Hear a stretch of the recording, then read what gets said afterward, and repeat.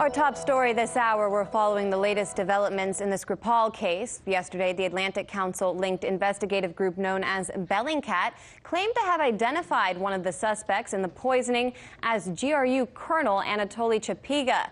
Kremlin spokesperson Dmitry Peskov now says that report is not credible.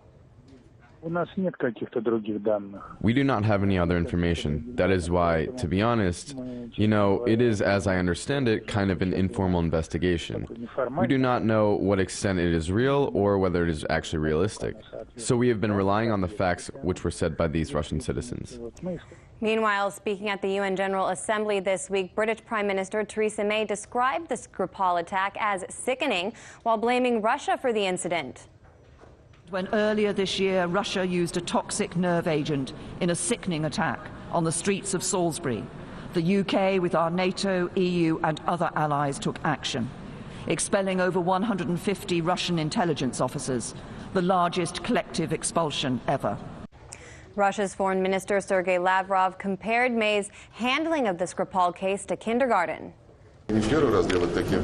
Well, it wasn't the first time that Theresa May has made such accusations, and each time she arrogantly declares that they have 100% proof, but they do not present it to anyone. They violate the provision of at least four conventions. When they tell us, you all know yourself, so confess what you have done, and promise that you will not do this again. Well, this is like kindergarten. It does not work that way. The former commander of the GRU Colonel in question has come forward saying he graduated Chapiga in 2001.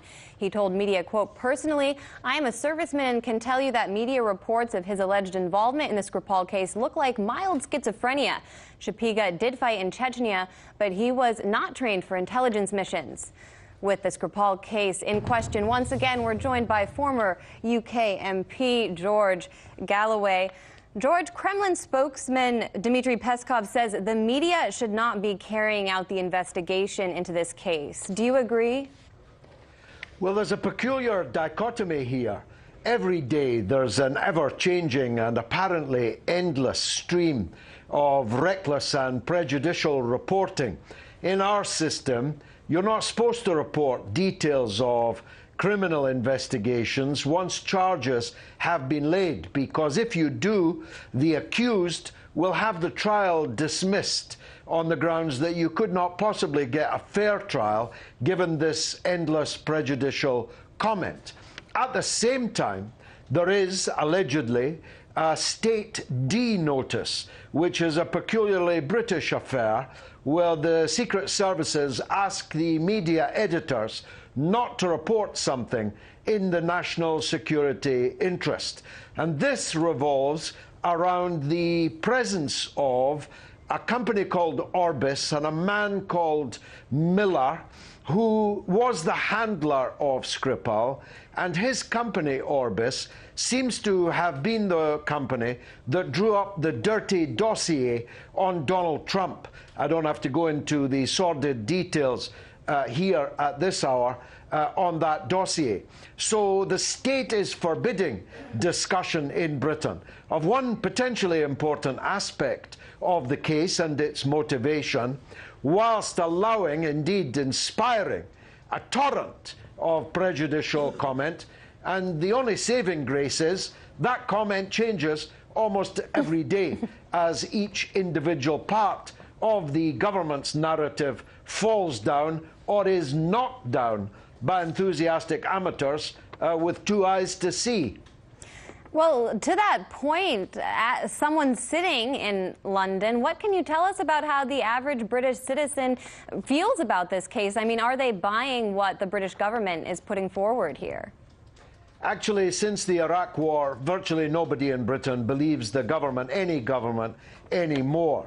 I think the settled view of the British people is that this is somehow a Russian affair. The first two victims were Russian. These two men indisputably were present that fateful weekend in Salisbury. It's clear now that they are Russian. And so the answer to this conundrum definitely lies in the undergrowth of Russian emigre politics, criminal networks living in exile in London. But the idea that the Russian state and its president ordered a colonel, no less, of the GRU to come at that most inauspicious of times, just days before the presidency election and 100 days exactly before the World Cup. Not many people believe that. Well, why does it seem like every day we only have more questions regarding Skripal than answers? Do you think anyone is interested in determining the truth? Well, as we've discussed before, if Scotland Yard went to Moscow and interviewed these men, as I understand the police authorities in Moscow have offered, well, we might get somewhere. The fact that Scotland Yard shows no enthusiasm for doing so, or if they have enthusiasm for doing so, the government won't let them, seems to me to indicate that the government wants its narrative to continue more or less uncontested in the British media, to go on like a broken record over and over and over and over again. And that tells you something, I think, about the strength of the government's narrative, or rather, its lack of strength. It certainly makes it hard to cover this story every day, but we'll keep everyone updated as we learn more. Former UK MP George Galloway, thank you so much. Hey YouTube, thanks for checking out our channel. We hope you enjoyed the video. We have tons of content for you just like this. For more of RT America's one-of-a-kind news and analysis, be sure to subscribe and never stop questioning more.